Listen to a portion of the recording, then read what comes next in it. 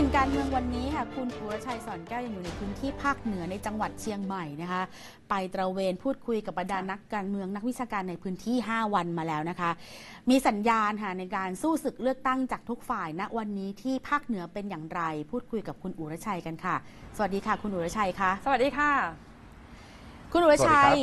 ในพื้นที่เชียงใหม่เขตหนึ่งเนี่ยเราพูดคุยกันว่ามันค่อนข้างจะสูสีมากเลยนะคะโดยเฉพาะจากพรรคขั้วเดียวกันก็คือเพื่อไทยและก้าวไกลณวันนี้รอบนี้การแบ่งเขตเลือกตั้งเรียกได้ว่าไม่เหมือนเดิมพอจะคาดเดาผลลัพธ์ได้หรือยังคะว่าในพื้นที่เชียงใหม่เขตหนึ่งเนี่ยผลการเลือกตั้งน่าจะออกมาไปทางไหนคะ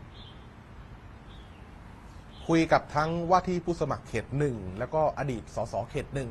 ของเพื่อไทยนะครับผมคุยกับว่าที่ผู้สมัครเขตหนึ่งของก้าวไกลแล้วก็คุยกับอดีตสสเป็นสสนี่แหละขออภัยสสเขตหนึ่งของเพื่อไทยที่สมัยหน้าเขาจะย้ายไปอยู่เขต3จริงๆแล้วทั้งสองฝ่ายเนี่ยพอให้มองลงไปที่การแบ่งเขตเลือกตั้งใหม่เขตหนึ่งเดิมเนี่ยที่เป็นพื้นที่เมืองซะเยอะบางพื้นที่จะถูกหั่นออกไปรวมกับเขต2นะครับกลายเป็นว่าต่างฝ่ายต่างมั่นใจว่าการแบ่งเขตแบบนี้ส่งผลดีกับฝ่ายตัวเองนี่คือการมั่นใจในฐานเสียงนะครับคือถ้าเกิดว่าอย่างพรรคก้าวไกลเขาบอกว่าเขาเอาฐานเสียงเดิมของปี62ที่ได้ในแต่ละพื้นที่อำเภอตำบลเนี่ยมารวมใหม่ภายใต้กรอบการแบ่งเขตแบบใหม่ของเขต1ปัจจุบันเขาบอกว่าแบบนี้คะแนนเขานำอยู่นะครับในขณะที่พรรคเพื่อไทยเองเขาก็เชื่อว่าแบ่งเขตแบบนี้เขาได้เปรียบมากกว่าสิ่งที่สำคัญก็คือกระแสพรรคอนาคตใหม่เมื่อปี2562มันมาแรงมากนะครับแม้แต่ผู้หลักผู้ใหญ่แกนนำในพรรคเพื่อไทยเองเขาก็ยอมรับออกมาตรงๆว่าไม่คิดว่าจะแรงขนาดนั้นในการเลือกตั้งปี2562เนี่ยพื้นที่ในเชียงใหม่เหมือนเพื่อไทยจะไม่ได้มองว่าอนาคตใหม่เป็นคู่แข่งที่สำคัญหรือว่ามีลุ้นเบียดกับพวกเขามากขนาดนั้นนะครับแต่ว่าเขาจับตามองไปที่พรรคการเมืองต่างขั้วมากกว่าเพราะว่า1คือกังวลกระแสของพลเอกประยุทธ์จันทร์โอชา2กังวลเรื่องของทรัพยากรทางการเมืองที่มีการใช้กันอย่างมากเมื่อปี2562แต่พอผลการเลือกตั้งมันปรากฏออกมากลายเป็นว่าพรรคอนาคตใหม่ณขณะนั้นทำคะแนนไล่จี้เข้ามาห่างกัน700คะแนนโดยประมาณนี่ถือว่าสูสีอย่างมากนะครับแล้วก็กลายเป็นเหตุการณ์สำคัญที่กระตุกเตือนทั้งสสทั้งแกนนำพรรคเพื่อไทยให้กลับมาคิดถึงการวางยุทธศาสตร์การเลือกตั้งหรือว่ายุทธศาสตร์ทางการเมืองตลอดช่วงระยะเวลา4ปีที่ผ่านมาเพื่อป้องกันไม่ให้พรรคการเมืองขั้วเดียวกันอย่างพรรคก้าวไกลสามารถที่จะเบียดแย่งคะแนนนิยมไปจากฐานเสียงเดิมของตัวเองได้ครับคุณอัชราครับคุณดาวีครับคุณอุรชัยคะคุณอุรชัยบอกว่ารอบที่แล้วเนี่ยพรรคอนาคตใหม่ในขณะนั้นเนี่ยได้รับความนิยมก็คือแน่นอนค่ะอาจจะมาจากตัวของคุณธนาธรรอบนี้ไม่มีคุณธนาธรแล้วนะคะเขาจะมีวางยุทธศาสตร์อะไรไว้เพื่อที่จะสู้ศึกเลือกตั้งไหมคะ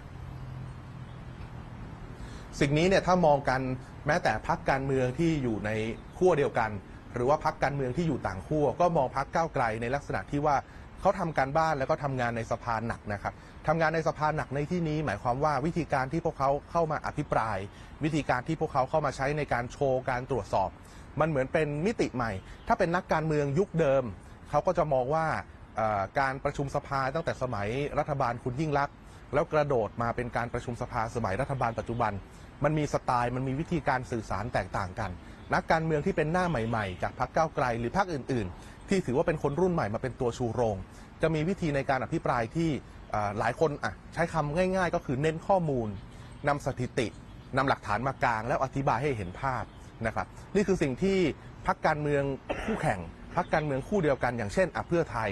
คู่เดียวกันกับก้าวไกลเขาก็มองในลักษณะที่ว่าถ้าในแง่นี้พรรคก้าวไกลทำการบ้านทำงานในสภาหนักจริงๆนะครับแล้วก็ถือว่าเป็นคู่แข่งที่สำคัญด้วยถึงแม้ว่าพรรคเพื่อไทยจะพยายามปั้นนักการเมืองที่ถือว่าเป็นคนรุ่นใหม่เป็นคนหน้าใหม่ๆเข้ามาอภิปรายในลักษณะเดียวกันกับแบบที่ก้าวไกลทำแล้วก็ทำได้ดีด้วยนะครับเพียงแต่ว่าลักษณะของการทำงานหนักในสภาลักษณะการแบ่งขากันเดินคุณธนาธรแม้ว่าจะไม่ได้เข้าสภาคุณปิยบุตรแม้ว่าจะไม่ได้อยู่ในสภาเขาก็ยังเดินงานการเมืองท้องถิ่นในนามคณะก้าวหน้าซึ่งมันก็ตัดกันไม่ขาดครับคณะก้าวหน้าอยู่นอกสภาก้าวไกลก็อยู่ในสภาไปนี่คือวิธีการที่พวกเขานำมารับมือกับความเปลี่ยนไปทางการเมืองแกนนำพรรคก้าวไกลยอมรับครับว่าปี2562ได้เพราะกระแสคุณธนาธรเยอะมาก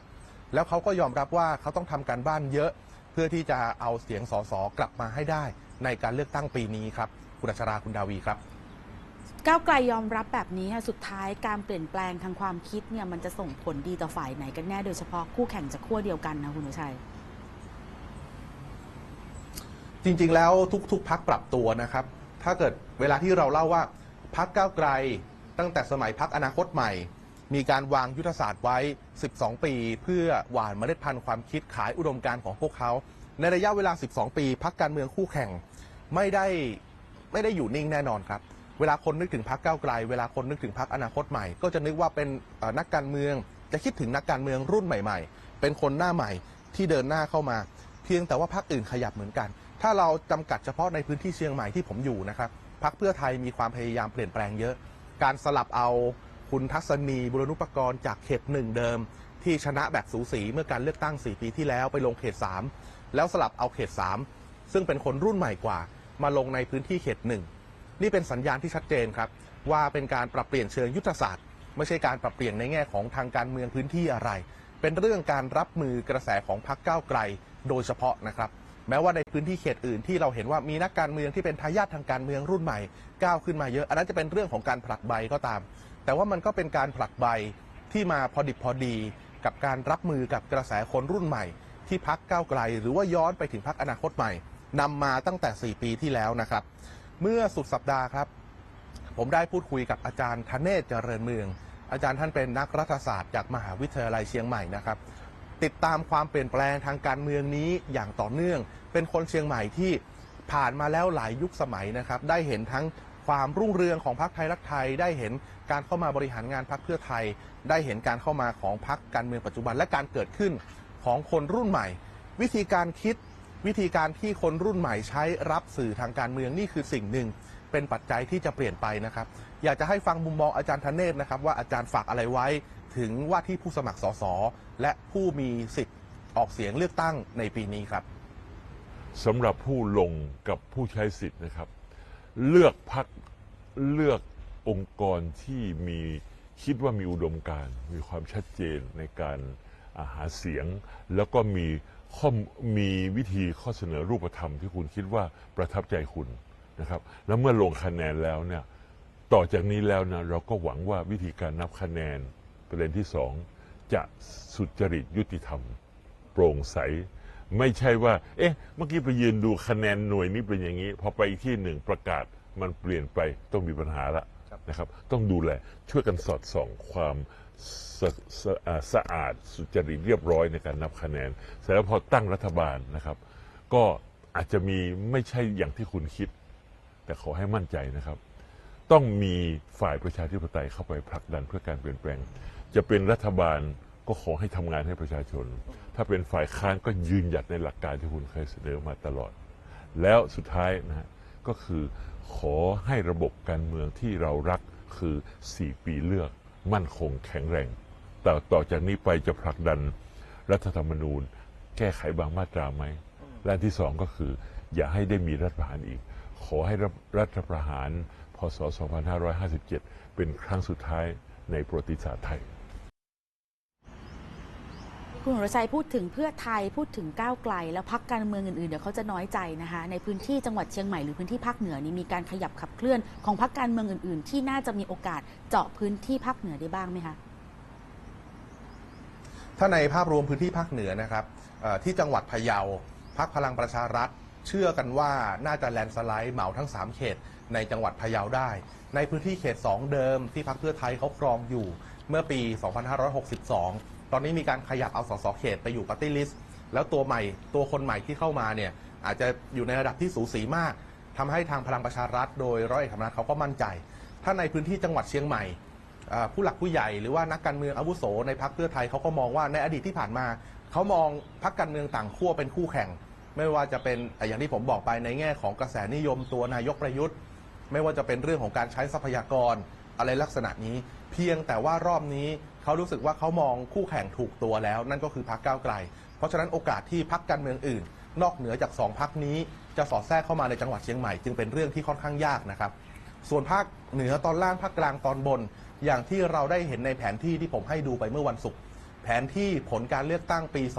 2562 นะครับเราจะเห็นว่าพรรคพลังประชารัฐครองความนิยมในพื้นที่นี้ได้ดีพอสมควร มันมีเรื่องของการดูแลสถานการณ์โดยกลุ่มสามมิตร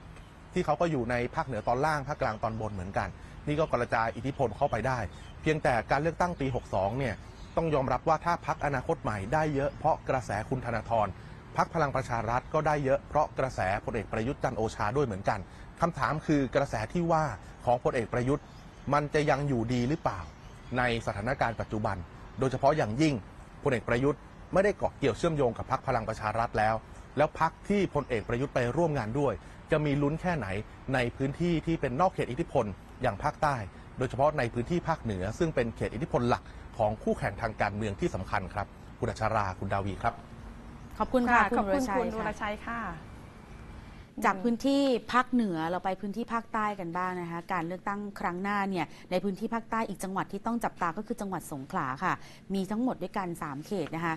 สนามนี้เขาเรียกได้ว่าเป็นสนามช้างชนช้างนะคุณ ค่ะ อัชราเพราะว่ามันมีคู่แข่งขันของ2พรรคการเมือง ที่อาจจะเหมือนกับมีฐานทางการเมืองคล้ายๆกันไหมนะคะเพราะว่าคุณสมยศพลายด้วงหรือว่าเสียถึกเนี่ยว่าที่ผู้สมัครจากพรรคประชาธิปัตย์เขาจะสู้กับคุณไพรพัฒโนหรือว่าดรไพรจากภูมิใจไทยทั้งคู่ก็มั่นใจนะคะว่าในการเลือกตั้งครั้งหน้าเนี่ยจะยึดพื้นที่ตรงนี้ให้ได้แน่นอนในการหาเสียงลงพื้นที่เขตเลือกตั้งที่3ของจังหวัดสงขลานะคะลงพื้นที่หาเสียงกันแบบค่อนข้างดุเดือดแล้วก็ใช้กลยุทธ์แตกต่างกันเวลาคุณไพรพัฒโนเข้าไปในพื้นที่เนี่ยคุณไพรพัฒโนเขาเป็นว่าที่ผู้สมัครสสเขต3จากพรรคภูมิใจไทยเวลาเขาไปเนี่ยเขาก็จะพูดเชื่อมโยงถึงอดีตของตัวเองเช่นพูดถึงบรรพบุรุษของเขาที่เหมือนกับอยู่ที่นี่ค่ะใครคิดถึงบรรพบุรุษของเขาก็คือจะมีการหยิบยกชื่อบรรพบุรุษของตัวเองขึ้นมาอย่างคุณสวัยพัฒโนอย่างเงี้ยค่ะว่าเป็นใครเป็นรู้มีใครคิดถึงบ้าง ใช่ เอามา ก็จะ เป็นคำทักทาย ใช่ ชาว ก็จะ บ้าน ใช้คำพูดมาทักทายชาวบ้าน แล้วก็ย้อนความจำให้ชาวบ้านได้ฟัง เปรียบ ค่ะ ตัวเองเหมือนลูกหลานคนที่นี่ ขณะที่ลงพื้นที่พบปะชาวบ้านที่บ้านทุ่งโพ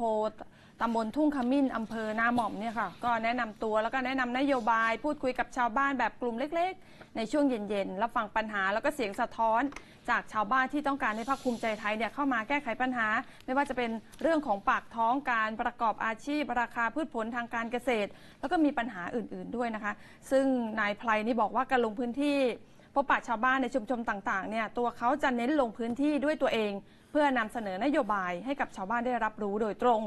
หากเกิดข้อสงสัยก็สามารถอธิบายได้สอบถามได้จะได้เข้าใจได้มากขึ้นนะคะแล้วก็จากการลงพื้นที่แบบเชิงรุกขณะนี้เนี่ยกระแสตอบรับของพรรคภูมิใจไทยแล้วก็ตัวบุคคลเนี่ยเกินความคาดหมาย เพราะว่านโยบายพรรคที่ออกมาเนี่ยตรงใจกับประชาชนอีกทั้งพรรคภูมิใจไทยก็เป็นพรรคที่พูดจริงทำจริงแล้วก็ผลงานที่ผ่านมาก็มีผลงานที่ประจักษ์ต่อสายตาประชาชนมาแล้วก็เชื่อว่าการเลือกตั้งครั้งหน้าเนี่ยจะให้ได้รับความไว้วางใจยึดที่นั่งสสเขตที่3ได้อย่างแน่นอนค่ะฟังเสียงดูค่ะการทำงานการเมืองที่ถูกต้องเนี่ยจะต้องให้ประชาชนได้รู้จักและเข้าถึงเราได้มากที่สุดนะครับเราจะต้องไปหาเขาไม่ใช่ให้เขามาหาเราผู้แทนต้องไปหาประชาชนไม่ใช่ประชาชนเดินมาหาผู้แทนเพราะฉะนั้นผมก็เลย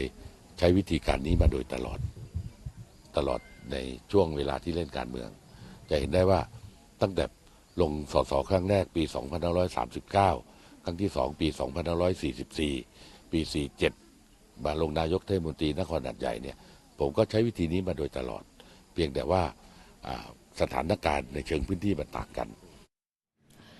ส่วนนายสมยศพลายด้วงค่ะที่คนทั่วไปเขารู้จักกันในนามเสียถึกว่าที่ผู้สมัครสสเขต3ของพรรคประชาธิปัตย์นับว่าเป็นคู่ต่อสู้ที่น่ากลัวเช่นกันนะคะเพราะว่าเป็นผู้กว้างขวางใจนักเลงหรือเขาเรียกกันว่าใจถึงพึ่งได้เสียถึกเนี่ยดูเหมือนจะเป็นนักการเมืองหน้าใหม่แต่ก็ไม่ธรรมดาหากดูประสบการณ์ทางการเมืองก็ถือว่าเสียถึกนั้นเขาก็มีความรอบรู้และก็มีประสบการณ์ไม่น้อยนะคะเพราะคนนี้ก็คือคนที่อยู่เบื้องหลังความสำเร็จของพรรคประชาธิปัตย์ที่จังหวัดสงขลามาแล้วหลายเรื่องแล้วก็เป็นคณะทำงานให้กับคุณนิพนธ์บุญญามณีคุณเดชอิฐขาวทองรองหัวหน้าพรรคประชาธิปัตย์แต่ไม่เคยเปิดตัวไงด้วยวัยวุฒิคุณวุฒิบวกกับประสบการณ์ทางการเมืองแล้วก็นิสัยที่ใจกว้างชอบช่วยเหลือสังคมก็เลยมีพรรคพวกเยอะนะคะทำให้พรรคประชาธิปัตย์เองเขาก็มั่นใจว่าจะได้รับชัยชนะในเขตนี้เช่นกัน เสียถือเขาบอกค่ะว่าประสบการณ์ที่ได้รับจากการทำงานเบื้องหลังทางการเมืองมา 20 กว่าปีนั้นน่ะทำให้เห็นปัญหามากมายจากการลงพื้นที่ก็ได้นำนโยบายบอกกล่าวชาวบ้านเช่นเรื่องของนโยบายสร้างเงินประกันรายได้พืชผลทางการเกษตรธนาคารหมู่บ้านชุมชนละ2 ล้านบาทนโยบายเรียนฟรีถึงปริญญาตรีนะคะรวมถึงเรื่องนมโรงเรียนเด็กดื่ม365 วันเป็นนโยบายที่พรรคประชาธิปัตย์เขาชูมาแล้วก็นโยบายอีกหลายเรื่องเนี่ยเขาบอกว่าล้วนโดนใจชาวบ้านทั้งสิ้นค่ะชาวบ้านคงรู้จักผมดีและก็ผลงานเป็นที่ประจักษ์ถึงผมไม่ได้อยู่การเมืองมาแต่ผมอยู่หลังการเมืองมาตลอดแต่ผลงานเป็นที่ประจักษ์ของผมอยู่ใน10 ตำบลหรือ11 ตำบลที่เกิดมาเพราะตำบลคลองเปี๊ยะที่เปิดมาใหม่ก็เป็นตำบลหนึ่งที่ผมเคยไปดำเนินการอยู่แล้วก็ผมเอาประมาณจากกรมโยธาธิการลงมาให้ในหมู่บ้านโพนหัวช้างที่ผมเข้าไปสัมผัสในพื้นที่แต่ใน10 ตำบลที่มีอยู่ผมทำทุกพื้นที่